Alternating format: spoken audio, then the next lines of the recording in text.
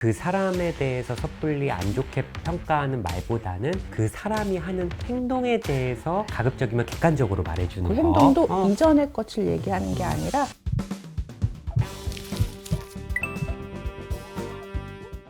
안녕하세요. 안녕하세요. 멘탈 멘탈 탄탄입니다. 오늘은 김세한 선생님이랑 또 여예빈 선생님이랑 같이 이야기를 할 건데요. 오늘 주제가 그동안 ADHD 환자분들에 대한 여러 가지 얘기들을 많이 맞습니다. 다뤄봤잖아요. 예. 그래서 오늘은 ADHD 환자 가족분들의 삶은 과연 어떨까? 어... 특히 배우자분들은 좀 어떨까? 거기에 좀 초점을 맞춰서 이야기를 좀 준비해봤습니다. 어떤 어려움이 있으신지 또 어떻게 생활하고 계신지 많이들 궁금해하실 것 같고 그 부분을 준비해봤습니다. 예. 네, 일단 ADHD 환자분들 보면은 가족 면담을 많이 하게 되는 경우들이 있어요. 또 항상 하시는 말씀들이 비서고 엄마 같다는 말씀들을 많이 하시는 것 같고요. 또 항상 미안하다고는 하는데 달라지는 건 전혀 없으니 관계에 있어서 조금 많이 힘들어하시는 경우들이 많이 있었던 것 같습니다. 이건 많이 느끼셨죠? 맞아요. 그래서 ADHD는 그 당사자만의 질환일 뿐만이 아니라 가족 시스템 전체에 영향을 미치는 것들이라고 생각을 해서요. 이 부분에 대해서 말씀을 드리겠습니다. 보통은 제일 많이 말씀하시는 게 이 사람은 왜 이렇게 말이 안 통하죠? 분명히 지시를 내렸는데 이해가 잘 안 되니까는 행동으로 좀 이어지지가 않고 또 많이 깜빡깜빡하시는 게 있고 화가 난 상태에서 농담을 하시면서 상황에 맞지 않는 그러면서 좀 서로 좀 이렇게 감정적으로 골이 좀 깊어지는 경우들이 있는 것 같아요. 그러면 가족 입장에서는 저 사람이 나를 무시하는 건 아닐까? 그런 쪽으로 감정이 조금 계속 갈등이 생기시는 것 같아요. 보통은 배우자 본인은 ADHD가 없으실 테니까 이렇게까지 얘기했는데 똑같은 걸 반복하지? 나 진짜 무시하나? 막 이럴 수도 있을 것 같아요. ADHD 환자분들은 이런 성격이라던가 의지나 태도의 문제가 아니라 실행 기능, 이 전두엽 집행 기능의 문제라서 정말 안 들리고 깜빡하고 실제로 그게 질환의 증상으로 나타나는 거기 때문에 이걸 모르면 가족들은 계속 상처를 받고 관계에 있어서 역전이가 좀 일어날 수 있어서 이 부분이 좀 반복이 되는 것 같습니다. 실제로 환자들도 보면 굉장히 미안해하고 바뀌고 싶은데도 그게 마음대로 안 되니까 굉장히 또 속상해하고. 그렇죠.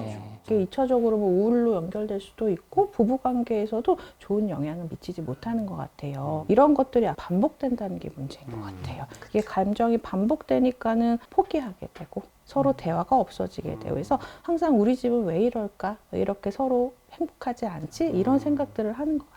아침에 딱 ADHD 가족의 일상은 문제의 무한반복이어서 아침마다 출근할 때 다 챙겨주셔야 되잖아요. 항상 뭐 집안일을 미루게 되고 충동적으로 감정이 확 올라오는 경우들이 있기 때문에 생활에서 전반적으로 자꾸 갈등이 생기는 것 같습니다. 배우자와의 관계뿐만 아니라 다른 가족이라던가 친지와도 이런 갈등의 상황들이 지속이 되다 보니까는 상대를 계속 변명해야 되고 그러다 보면은 사회적인 고립감들도 많이 느끼시는 것 같아요. 처음에는 그냥 좋게 설명을 하시다가 그렇죠. 다음에는 잔소리로 되고 그 다음에는 화가 나게 되고 관계의 단절로 이어지게 됩니다. 나중에 되면 그냥 아예 또 저랬네. 뭐 말할 힘도 없어. 이렇게 됐어 그냥 이렇게 해버리게 되는 경우들이 생기는 것 같아서 만성적인 피로감 어떨 때는 죄책감도 느껴지게 되고요. 보호자분들도 조금 치료적인 영역으로 들어오시게 되는 경우들도 많으신 것 같아요. 또 하나는 ADHD 가족들이 항상 겪는 것 중에서는 역할의 과부하가 있는 것 같아요. ADHD 환자분들이 아무래도 그런 부분에서 퍼포먼스가 떨어지니까 그 배우자분이 그거를 좀 일정도 관리해 주시고 사고를 치시면 이 사고 수습을도 담당해 주시고 대신 기억해 주는 사람이라고 표현하신 분도 있었거든요. 부부간은 사실은 사랑과 애정이 기본 바탕이 되고 신뢰가 바탕이 돼야 되는데 관계 자체가 불균형해지고 악화를 나타나게 되는 것 같아요. 이거 들으면서 제가 많이 반성을 하게 되는데요. 왜 반성을 하세요? 왜 반성을 하세요? 왜냐면 수련 과정쯤에서 ADHD 진단을 받았고 그 뒤로 이제 약을 먹기 시작했었고요. 한 2년 전까지는 약을 꾸준히 먹다가 요즘에는 명상이나 다른 방법들로 이제 생활 습관 교정으로 바꾸고 있는데 지금도 중요한 자리에서는 약이 없으면 허둥지둥 되고 실수가 되게 많은 편이에요. 얘기를 들었을 때 제 모습을 좀 고민해봤는데 지난 1년간 깬 접시가 5장이었어요. 설거지 하다가 저는 신경 쓴다고 하는데 또 딴 생각하다가 또 놓치고 깨고 지금은 부엌을 출입 금지당한 상태예요.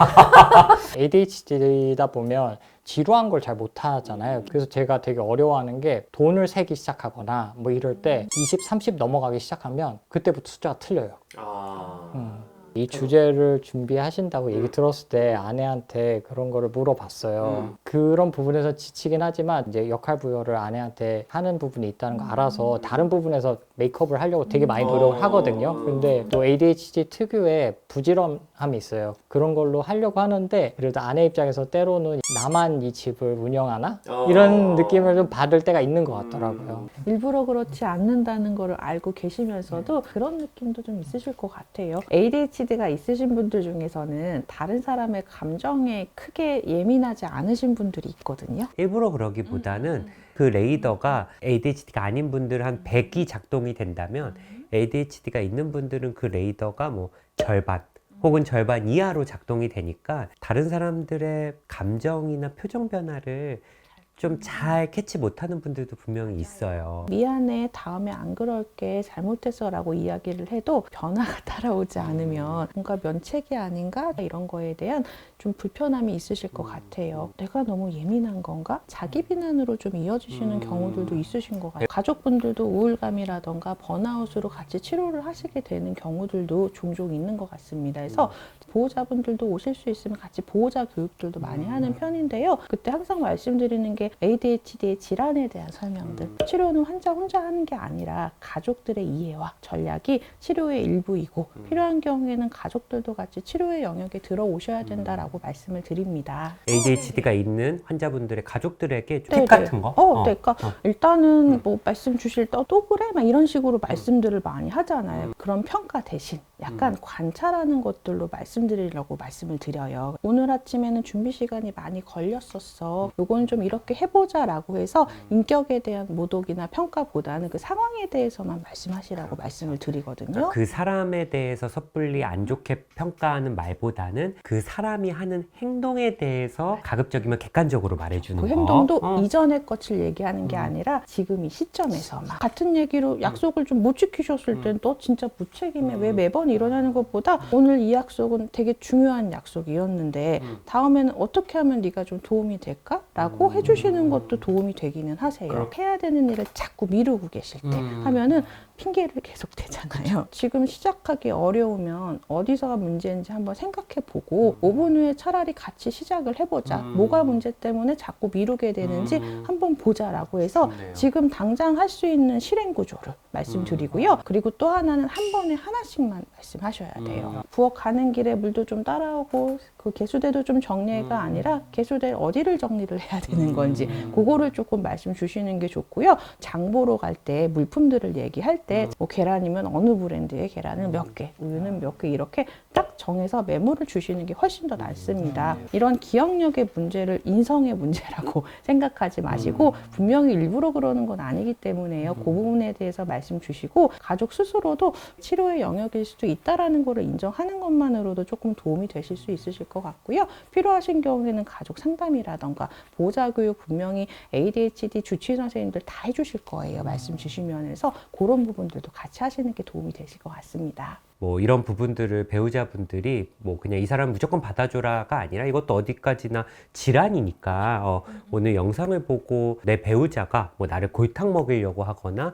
나를 미워해서 싫어해서 그러는 게 아니라 이 병의 특성이 그런 거기 때문에 그렇다 얘기해 주시면 좋을 것 같고 여애비 원장님의 조언대로 한번 얘기를 해보시면 동기부여도 되고 환자분들도 바뀌려고 노력하시는 모습들이 있을 테니까 이것도 습관이니까 어렵거든요. 근데 한번 실천해 보시면 좋을 것 같아요. 저희는 또 좋은 컨텐츠로 또 돌아오겠습니다. 예, 감사합니다.